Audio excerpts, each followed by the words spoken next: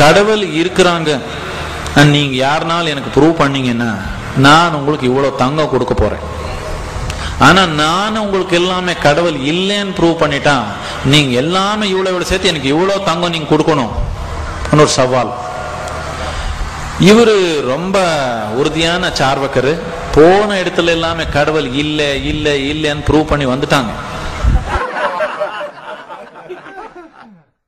இப்போ வயசு கொஞ்சம் தேஞ்சு போயிருக்குது. கொஞ்சம் சந்தேகம் வந்துச்சு, எதனால் கடவுள் இருந்தா?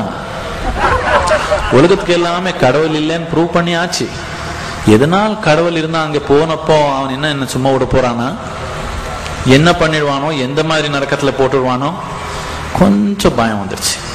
அவருக்கு தெரியும் கடவுள் இல்லைன்னு, ஆனா கொஞ்சம் தான் சந்தேகம்.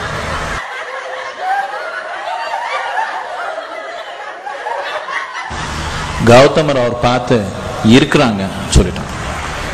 சிஷ்ய சமூகத்துல ஒரே பதற்றம். திருப்பி காலையில கடவுள் இல்லைன்னு சொல்லி எல்லாருமே ஆனந்தமா இருந்தாங்க. சாயந்தரம் பார்த்தா கடவுள் இருக்கிறாங்கன்னு சொல்லிட்டாங்க. திருப்பி போராட்டம்.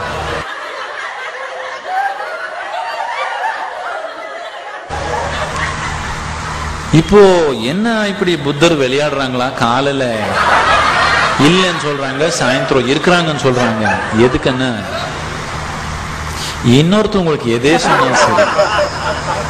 இப்போ நான் சொல்றேன் உங்களுக்கு கடவுள் இருக்கிறாங்க இல்லைன்னு இல்லைன்னு சொல்றேன்னு வச்சுக்கோங்க. நீங்க என்ன பண்ண முடியும்? நான் சொல்றது நம்ப முடியும், இல்லைன்னா நம்பாம இருக்க முடியும்.